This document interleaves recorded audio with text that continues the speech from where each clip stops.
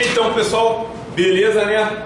Mais um exercício. Vamos à correção, então, do exercício número 2, tá?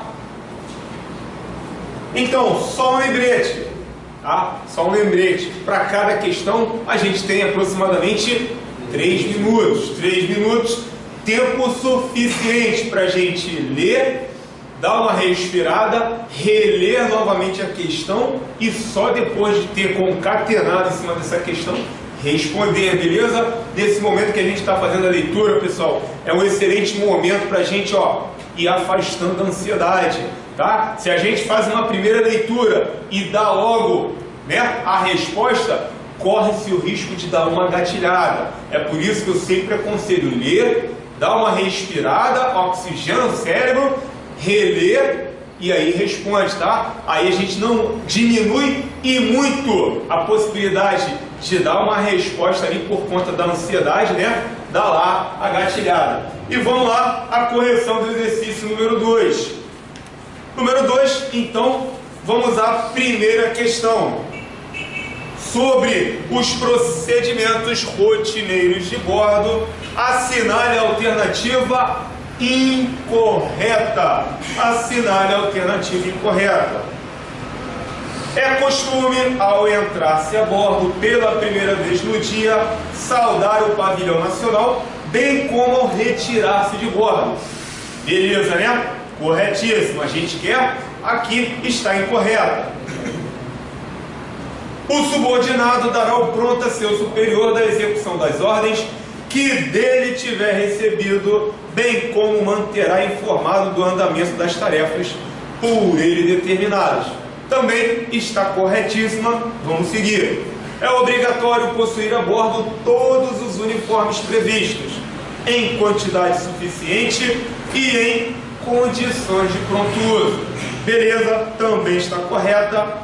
A saudação militar ou a saudação entre militares é a continência. Também está correta. E a nossa questão, então, incorreta é: todos que entram a bordo obrigatoriamente saúdam o oficial de serviço e pedem licença para entrar a bordo.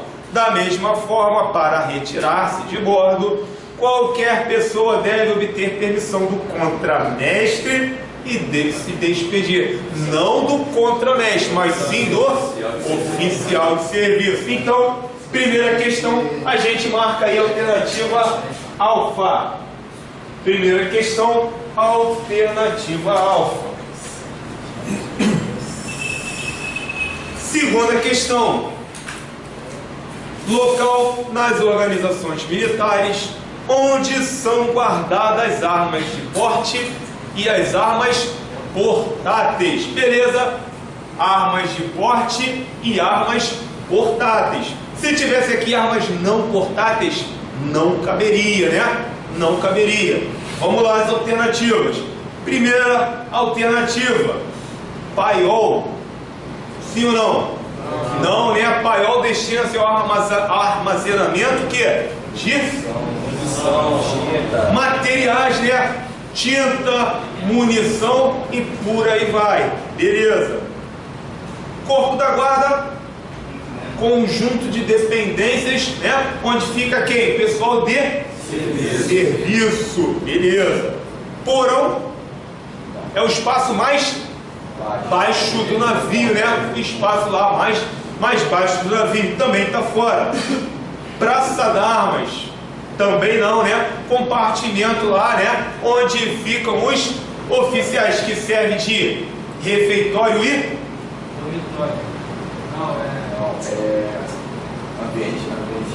a sala de estar, beleza? A sala de estar e o refeitório destinado lá aos oficiais. E a nossa alternativa correta, a alternativa delta, escoteria. A escoteria, sim, que é para lá onde são guardadas as armas de porte e as portáteis.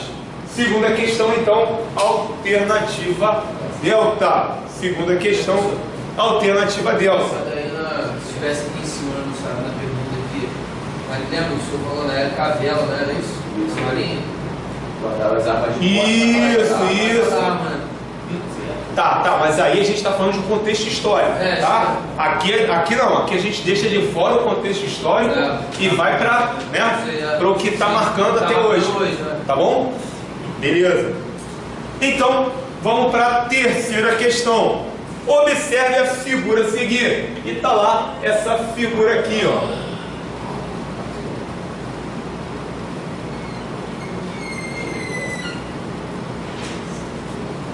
Que a gente tem norte magnético, né? Um ângulo aqui e aqui uma igreja, e informando que esse ângulo aqui vale 65 graus. Beleza? Então o enunciado está falando o seguinte: observe a figura acima e na figura acima pode-se observar o azimute magnético de uma determinada igreja, cujo valor aqui, né, é de 65 graus. Sabendo-se que a declinação magnética na região é de 22 graus a oeste e que o ângulo QM é de 13 graus a leste, qual o azimute verdadeiro e o lançamento da igreja, respectivamente. E vamos lá, a figura é essa daqui. Então, pessoal, o enunciado está falando o quê? Para determinar o azimute verdadeiro e o azimute magnético, beleza? E é exatamente isso que a gente vai fazer. Primeiro passo a se fazer, a gente vai extrair todos os dados que a questão está nos fornecendo. Então, ó, a questão já está falando, na figura acima pode-se observar o azimute magnético. Então, ó, já está falando que o azimute magnético é igual a quanto? 65 graus. E ela vai falando de que esse azimute é referente a uma determinada igreja.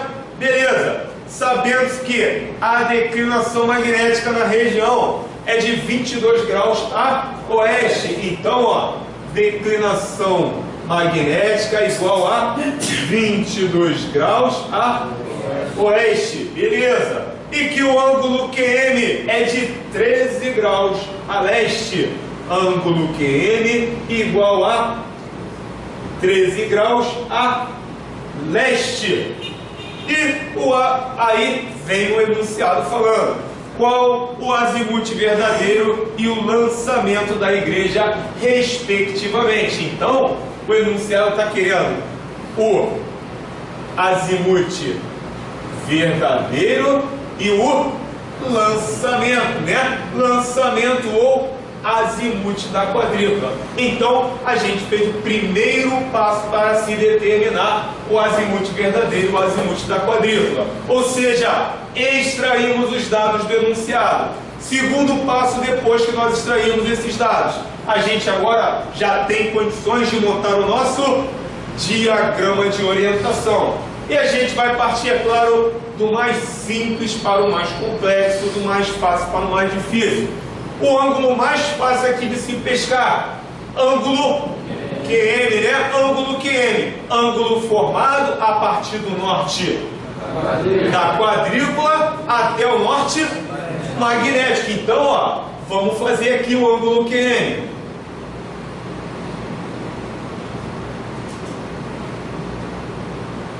Então, ó, norte da quadrícula,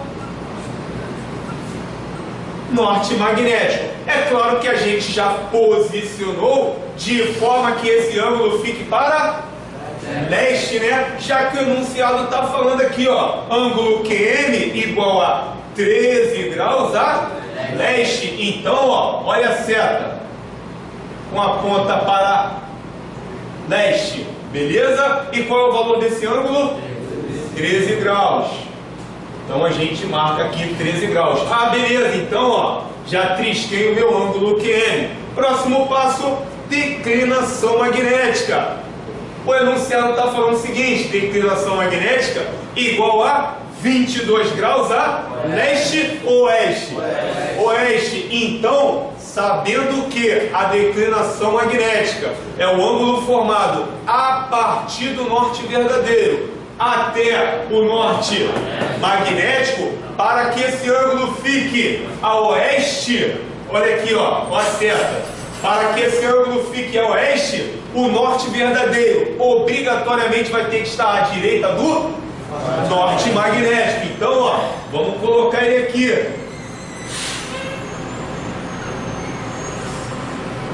Beleza? Vamos colocar o ângulo aqui, né? Para o oeste. E quanto vale esse ângulo aí, pessoal?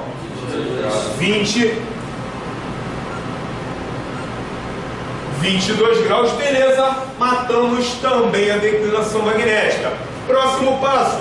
Tem mais algum dado que o enunciado forneceu pra gente? Tem, né? O azimute magnético. Tá ele aqui. Azimute magnético. Ângulo formado a partir do norte magnético até o que? Uma direção dada. Então, vamos colocar aqui a direção dada. Está lá a direção dada e o azimute magnético é o ângulo formado a partir do norte magnético até essa direção dada. Vamos colocar ele aqui, ó. Então tá lá, a gente já traçou o azimute magnético. É claro que obrigatoriamente ele vai estar sempre nessa posição, porque vai obedecer sempre o que? O sentido dos ponteiros do relógio. Então, né? Sempre nessa posição. Tranquilo. Quanto vale esse ângulo aí? 65 graus. O enunciado já falou que o nosso azimute magnético é igual a 65 graus. Beleza? Então, fizemos o primeiro passo, extraindo os dados do enunciado. A partir desses dados do enunciado, nós montamos o nosso diagrama de orientação e agora a gente vai fazer o que? Determinar o que o enunciado está pedindo, ou seja, o valor do azimute verdadeiro e o valor do azimute da quadrícula. Então vamos lá, já que ele falou respectivamente, eu vou obedecer exatamente essa ordem. Vamos lá, azimute verdadeiro, ângulo formado a partir do norte verdadeiro até a direção dada. Não sei quanto vale esse ângulo. Eu posso pegar como referência quem aqui? O azimute magnético. Então, ó, o meu azimute verdadeiro, eu não sei o valor dele, mas sei que esse ângulo que a gente chama de azimute magnético vale 65 graus, partindo daqui até aqui. Tomando ele como referência, eu vou fazer o que? 65, que é ele todo, só que eu não quero ele por completo, eu quero ele a partir daqui, do norte verdadeiro. Então vai ser ele menos o que? Essa parte aqui que eu não quero, que eu já sei que vale quanto? 22 graus. Então, 65 menos 22. Isso aqui vai dar o que, pessoal? 43 graus. Então, o meu azimute verdadeiro vai ser igual a 43 graus. Tranquilo até aqui, pessoal? Beleza, né? Então, determinamos o valor do azimute verdadeiro. Próximo passo, determinar o valor do azimute da quadrícula. E vamos lá. Azimute da quadrícula. Vamos botar ele aqui embaixo. Ângulo formado a partir do norte da quadrícula até a direção dada. Tá lá, ó.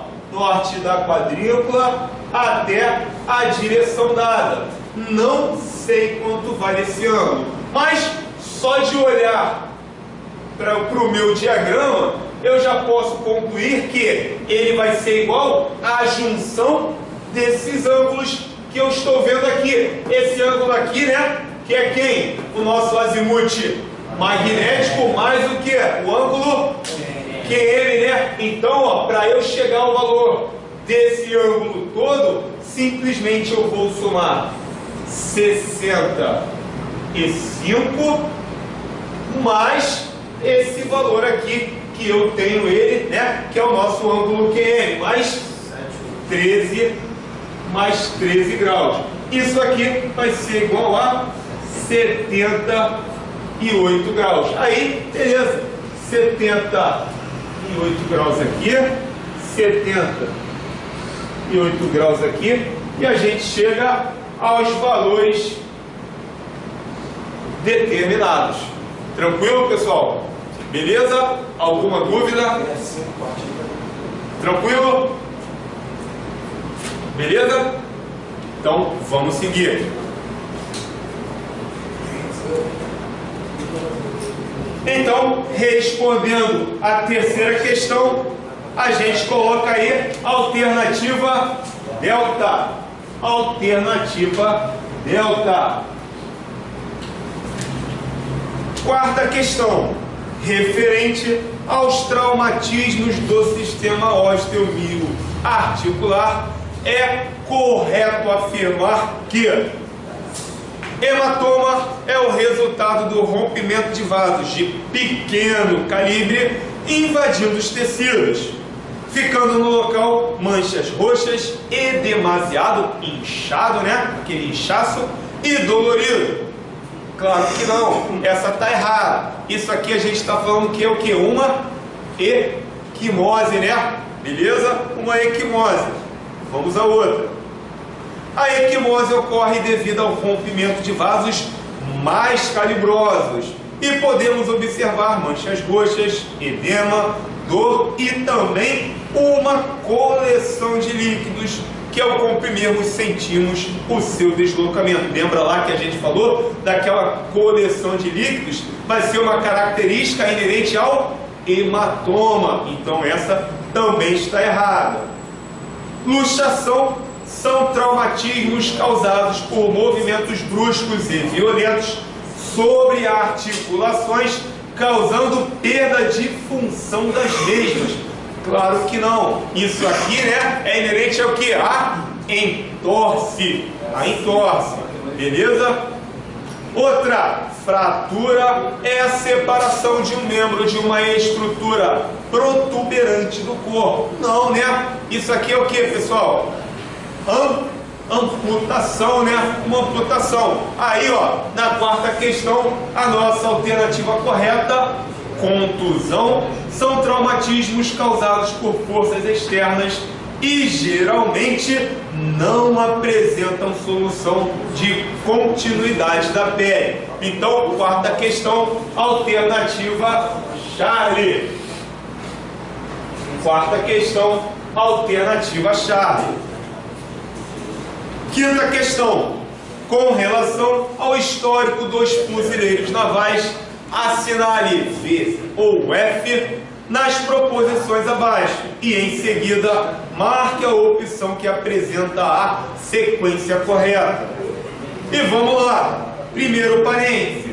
No Brasil, o Corpo de Infantaria da Marinha ocupou a fortaleza de São José da Ilha das Cobras em 21 de março de 1809, por determinação do ministro da Marinha, almirante Rodrigo Pinto Guedes, conde de Anadia.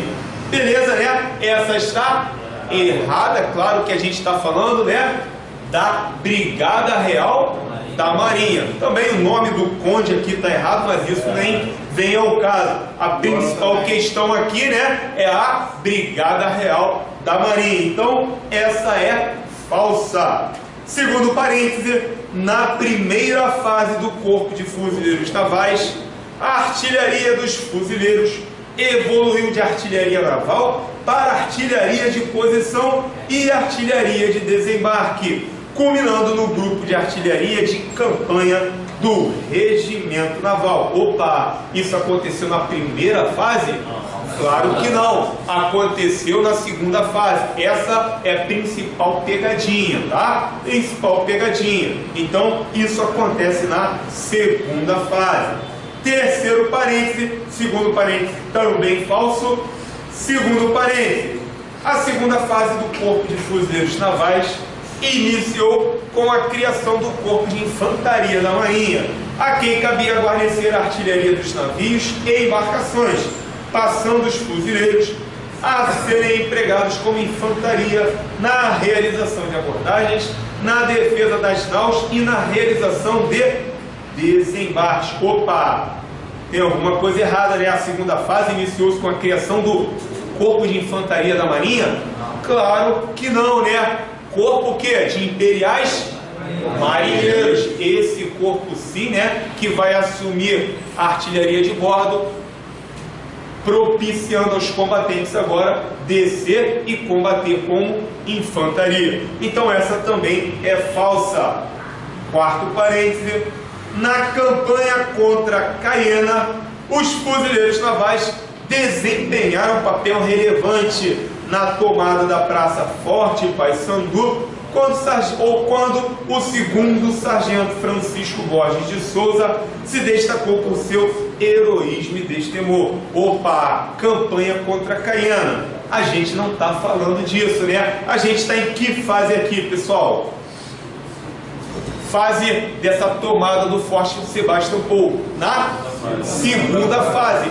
Campanha contra Caiena aconteceu em que fase? Na primeira fase, né? Primeiro ato militar lá da política externa de Dom João, né? Vai lá, ainda em 1808, combater as tropas de Napoleão ao norte, lá, né? Em Caiena. Beleza, então essa tá errada. Na verdade, isso aqui é o que? A campanha contra Aguirre. Na verdade, isso aqui estaria correto se colocasse simplesmente campanha contra Aguirre. Não é o caso, essa é falsa também. E o último parêntese: a denominação Corpo de Fuzileiros Navais, em 1932, em substituição anterior Regimento Naval, assinalou o início da terceira fase. Opa, beleza então, né? Aí sim, essa tá correta, essa é verdadeira. 1932, saindo de Regimento Naval e entrando agora com o nome que até hoje é atribuído, né, a essa parcela da Marinha, o Corpo de Fuzileiros Navais. Essa tá correta, é verdadeira. E a nossa alternativa na quinta questão é a alternativa alfa. Beleza? Quinta questão, alternativa alfa. E vamos para a sexta questão. Complete as lacunas da oração abaixo e em seguida assinale a alternativa correta. O fuzileiro naval que entrar em um quartel ou navio deverá o que, pessoal?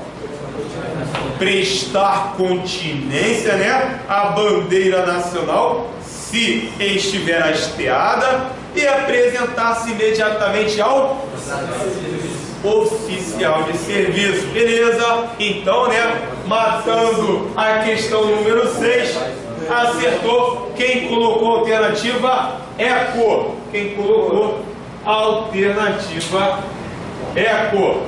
Beleza? Então, sexta questão, alternativa ECO. Fale. Pode falar. Quando você não trabalha de paisano, vai se prestar pergunta de paisano? Não, aqui a gente está falando de tradições navais. Por mais que, né, a gente sabe que hoje em dia a gente utilize o paisano, é que nem aquela mesma situação de você entrar no recinto, percorrer com o olhar esse recinto para ver se existe algum mais antigo lá presente e do lugar onde está, fazer o que? A continência, né? Pedir lá a permissão para entrar. É a mesma situação, tá? Eu falei isso quando a gente exatamente tocou nesse assunto. Aqui a gente está falando de tradições navais. Pela tradição, tá? Por mais que hoje em dia a gente ande de paisano, mas, né, essas normas, esses regulamentos, eles vêm desde os tempos em que se andava fardado. Então, essas tradições é simplesmente fazendo referência ao militar fardado. Beleza? Tranquilo? Vamos para a sétima questão. Assinale a alternativa que não é uma norma fundamental do direito da guerra. proteger os combatentes inimigos, feridos, doentes ou fora de ação. É uma norma? Sim, né? Beleza. Atacar somente objetivos militares. Também é uma norma, né? Válido lembrar que os objetivos militares é o quê? Ou são o quê? As instalações do inimigo, seu armamento, equipamento e mais o quê? Suas viaturas também, né? Todas as viaturas? Não, né? Ou seja, aquelas viaturas com o emblema da Cruz Vermelha estão ali não para combater, mas sim para prestar auxílio médico lá no campo de batalha e não devem ser atacadas. Então, beleza. Respeitar e proteger os civis é uma norma? Sim, né? É uma norma. Afinal de contas, os civis não participam das hostilidades. Evitar sofrimentos inúteis é uma norma? Também, né? Então, a nossa alternativa bravo. Lutar só contra militares. Aí não, né? Lutar só contra militares não. Lutar só contra combatentes. E qual é a característica desse combatente? Vai estar trajando o uniforme das partes em conflito, envolvido nas hostilidades, portando o seu armamento, né? E não necessariamente sendo um militar. Um civil, por exemplo, portando seu armamento e envolvido nas hostilidades, será considerado um combatente. Daí a necessidade de só lutar contra combatentes. Beleza? Então, sétima questão, alternativa bravo. Sétima questão, alternativa brava. Vamos para a oitava questão. São partes em que a bússola é composta. Beleza, pessoal? Ó, tá aí a bússola. Vamos lá, as partes em que a bússola é composta. Caixa, né? A caixa, ó. Caixa, mas o que? Limbo graduado, onde a agulha se ostenta ali. Estilete e depois do estilete. A agulha imantada. E depois da agulha imantada, os acessórios. Ou seja, tampa é acessório, espelho é acessório, régua é acessório. Deixa eu ver se ela tem lupa. Essa aqui não tem lupa. Mas aqui, ó, cadarço é acessório, tudo englobado como acessório, beleza? Então, respondendo a nossa questão, são partes em que a bússola é composta. Alternativa eco, caixa, limbo graduado, agulha imantada, estilete e acessórios. Então, oitava questão, alternativa eco. E vamos para a nona questão. Nona questão, mais uma questãozinha aí referente à navegação terrestre. E que diz o seguinte: atualize a declinação magnética de 15 graus e 25 minutos a oeste, né? A oeste de um diagrama de orientação lá do ano 2000 para o ano de 2015, sabendo que o seu crescimento é de 5 minutos ao ano e o seu lançamento é de 15 graus. Pessoal, a gente precisa saber exatamente de 3 coisas para fazer a atualização da carta. Quer ver? Primeira coisa que a gente tem que saber é o que? O ano de confecção da carta. O ano de confecção da carta é o que? O ano 2000, né? Então, ó, vamos colocar aqui, ano de confecção da carta, ano 2000. Nesse ano 2000 aí, qual é a declinação magnética que a carta, que o enunciado está falando? 15 graus e 25 minutos a oeste. Então, ó, tá lá a declinação magnética igual a 15 graus e 25 minutos a oeste, isso lá no ano 2000. Outro dado que a gente precisa saber o que é? O quanto ela cresce ao ano. Essa carta cresce ao ano, quanto? 5 minutos. E o outro dado, o ano para o qual nós estaremos atualizando essa carta. Então, ó, atualizar para o ano 2015, né? Então, para o ano 2015. Beleza? Extraímos os dados do enunciado, né? Ou seja, a declinação magnética e o ano em que se está se referindo a essa declinação magnética, o quanto a carta cresce ao ano e para onde ou para qual ano eu quero atualizar essa carta. Somente isso, senhores. Aí o enunciado ainda está aqui, ó. E o lançamento é de 15 graus. Para que vai servir esse dado? Para absolutamente nada. Somente para fazer os senhores perderem tempo. Somente para fazer os senhores perderem tempo.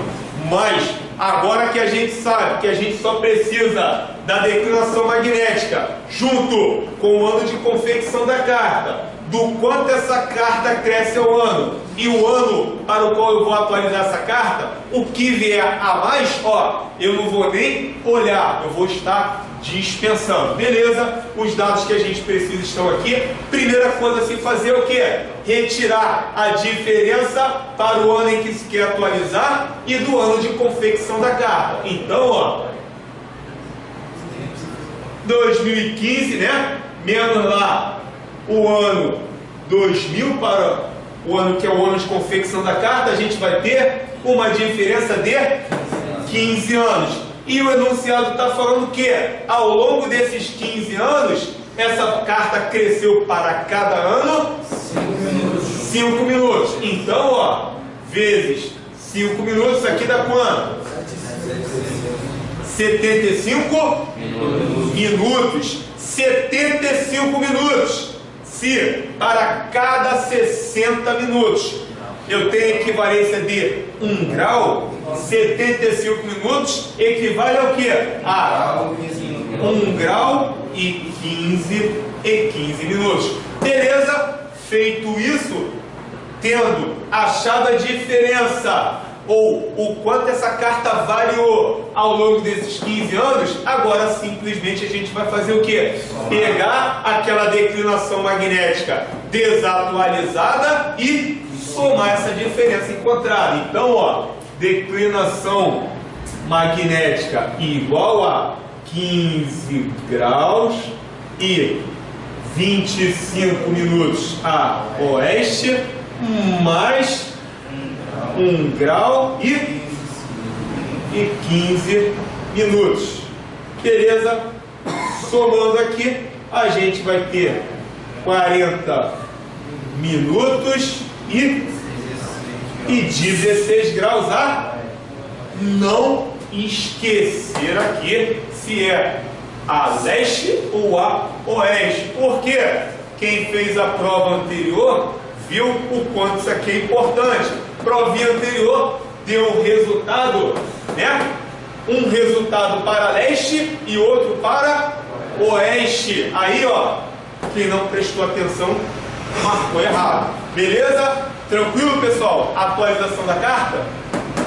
Então, ó, a gente achou lá 16 graus e 40 minutos a oeste. E aí, automaticamente, a nossa resposta vai ser a alternativa delta. Então, nona questão, alternativa delta. E vamos lá.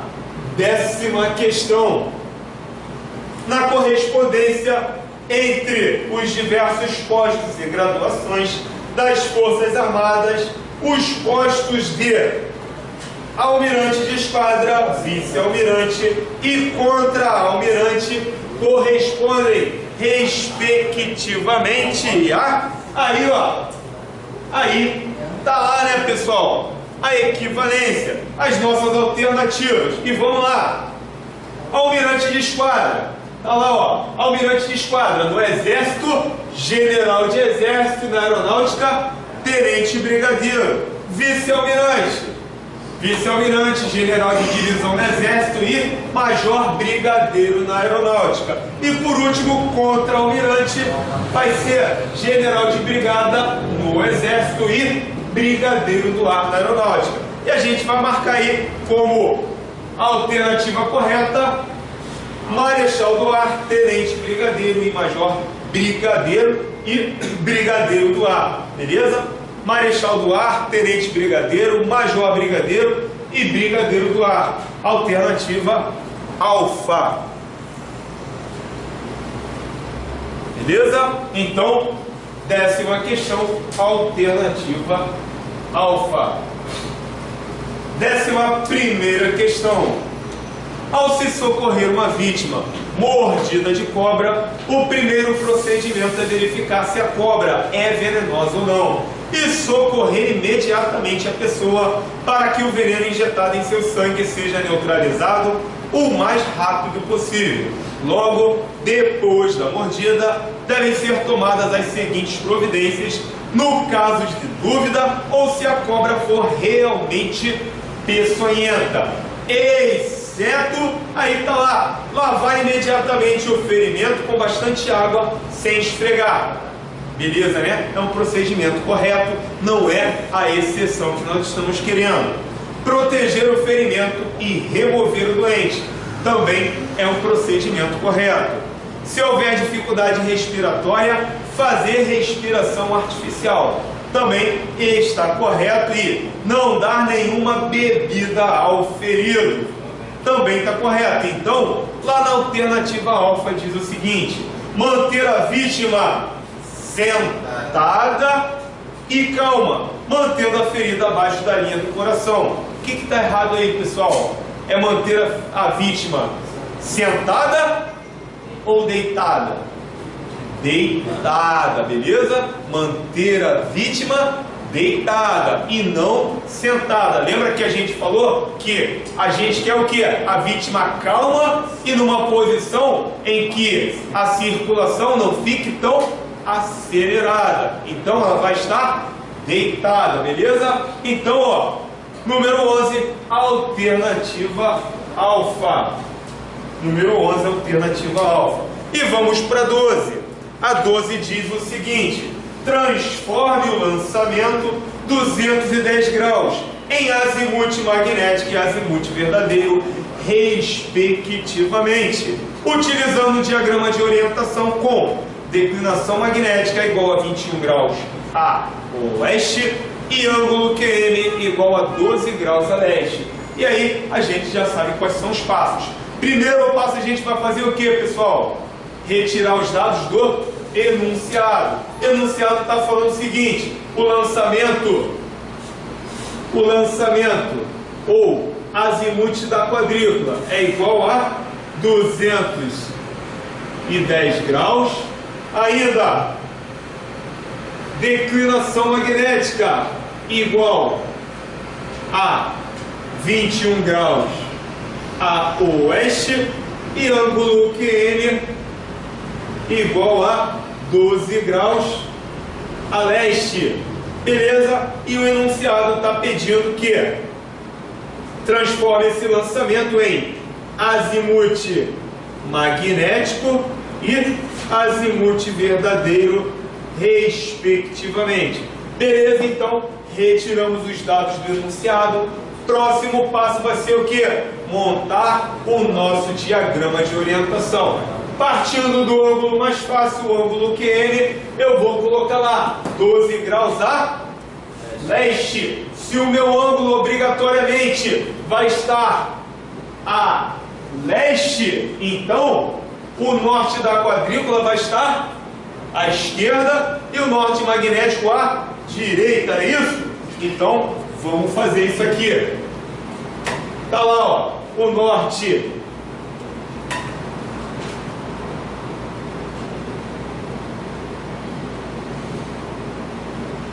da quadrícula, né?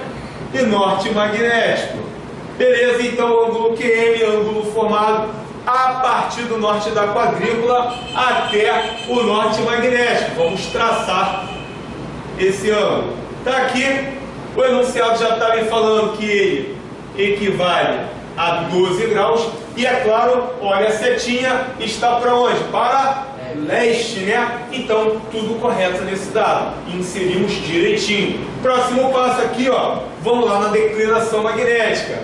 O enunciado está me falando que essa declinação está para oeste, né? E equivale a 21 graus. Declinação magnética é o ângulo formado a partir do norte verdadeiro até o norte magnético. Para isso acontecer, para o ângulo ficar a oeste, obrigatoriamente o meu norte verdadeiro terá que estar à direita, né, do norte magnético. E vamos colocar ele aqui, norte verdadeiro. Beleza? Seta indicando que ele parte do norte verdadeiro e vai até o norte magnético. É claro que para oeste e no valor de 21 graus. Beleza?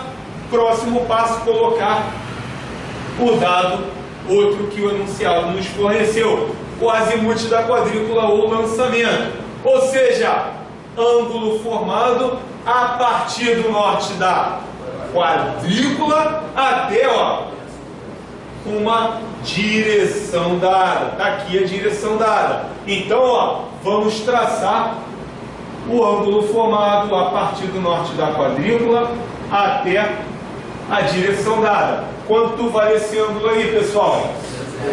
210 graus. Beleza? 210 graus. Tranquilo? Até aqui a gente fez o primeiro passo, que foi extrair os dados do enunciado. Fizemos o segundo passo, que foi, a partir desses dados, montar o nosso diagrama de orientação. Terceiro passo, a gente vai fazer o quê? O que o enunciado está nos pedindo. Está pedindo o quê? Para transformar esse lançamento em azimute magnético e azimute verdadeiro. Tranquilo? Então vamos lá. Primeiramente o azimute magnético, já que é respectivamente, né? O azimute magnético é o ângulo formado a partir do norte magnético até a direção dada. Vamos traçar esse ângulo aqui, ó, a partir do norte magnético até a direção dada. Tranquilo? Eu não sei quanto vale esse ângulo, mas eu sei que o enunciado já me falou que eu vou ter como referência o lançamento. Aí, ó, é só olhar para o lançamento. Ele todo vale 210 graus, só que eu não quero ele por completo. Eu quero ele a partir daqui. Se eu quero ele a partir daqui, para eu saber o seu valor, vou simplesmente pegar o todo e diminuir essa parte que eu não quero. Isso significa que o meu azimute,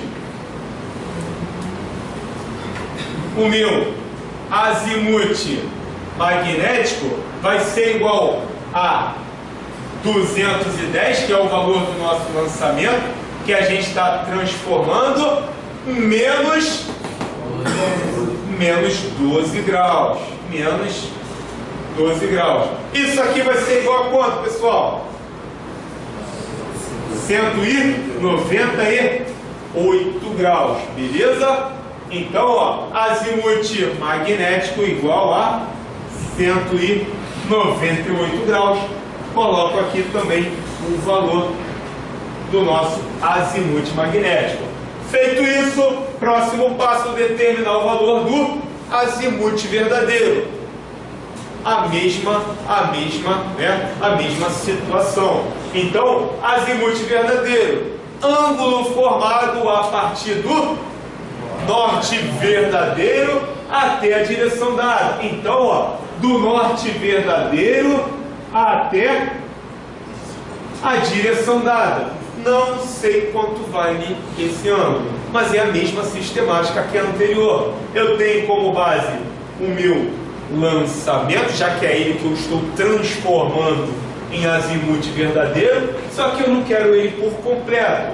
Eu quero ele menos esse ângulo e esse ângulo. Então, ó, azimuth verdadeiro igual a 210 graus menos, olha aqui, ó, quanto vale esse ângulo aqui? Parte dele vale 21 e a outra parte vale 12. Então, somando os dois vai dar 33 graus. Beleza? Isso aqui vai dar exatamente 177 graus. 210 graus menos os 33 referente ao ângulo que eu não quero, a gente encontra então 177 graus como o valor do nosso azimuth verdadeiro. Então, marquei lá, azimuth verdadeiro, 177 graus. Beleza, pessoal? Tranquilo? Alguma dúvida? Não? Então vamos seguir. E a gente, é claro, vai marcar lá na número 12 a alternativa eco. Então, número 12, alternativa eco. Questão número 13. Qual das opções abaixo representa a trajetória histórica do povo brasileiro? A gente tem lá, bandeira nacional, é um símbolo e representa parte dessa trajetória histórica, né? O verde lá representando os nossos verdes campos e por aí vai. As armas da República, também representando parte dessa trajetória. O selo nacional, a mesma coisa. E o hino nacional a gente deixa de fora. Então, tudo isso é o que forma o que a gente chama de símbolos nacionais. Aí, por completo, representando essa história do povo brasileiro, a gente tem os símbolos nacionais. Beleza, então, 13, alternativa bravo. 14, qual legislação pertinente aos militares da Marinha regula a situação, obrigação, direitos, deveres e prerrogativas, tanto dos militares da ativa quanto da inatividade? E a gente tem lá, regulamento disciplinar para a Marinha. Especifica e classifica as contravenções disciplinares, mas o que? Normativa as penalidades e também as interposições de recurso, né? Essa tá fora. Ordenança geral para o serviço da Armada, né? Vai fundamentar as disposições das organização das forças navais, né? Também tá fora. Outra aqui, Código do Processo Penal Militar, vai simplesmente normatizar o que? A forma como se conduzir um processo. Essa tá fora também. E o Código Penal Militar, que vai o que? Definir o que vem a ser o que? Crime militar. Então, sobrou o que? Estatuto dos Militares. É claro, né? Tem aquele macete, viu lá escrita a palavra prerrogativas? Ah, prerrogativas. Estatuto dos Militares. E por último, sobre o histórico dos fuzileiros navais, marque a alternativa incorreta. A partir de 1932, foi empregado como uma combinação de tropas de variadas características. Beleza? Corretíssima. Durante a segunda fase, recebeu a importante denominação Batalhão Naval. Por que se dá tanta importância à denominação Batalhão Naval, pessoal? Porque foi com essa denominação que nós fomos participar da principal guerra em que o Brasil se viu metido até os dias de hoje. A gente está falando o quê? Da Guerra da Tríplice Aliança, ou simplesmente Guerra do Paraguai. Beleza? Gravem isso, é importante. Outra, de 1808 a 1847, atuou como artilharia da Marinha. Beleza, né? Beleza. A gente está falando da primeira fase em que esses combatentes guarneciam dentro das embarcações o que? As peças de artilharia, né? Tranquilo. Outra, de 1847 a 1932, atuou como infantaria da Marinha. Tranquilo, né? Os combatentes descendo para combater em terra, deixando com um corpo de imperiais marinheiros aquela artilharia embarcada e agora, né, atuando primordialmente como uma tropa de infantaria. Também está correto. E aí, ó, durante a primeira fase, recebeu a importante denominação Regimento Naval. Regimento Naval, o que foi a última denominação recebida durante a segunda fase. Beleza, então a última questão a gente marca aí, alternativa delta. Então, pessoal, a gente dá por corrigido o exercício número 2.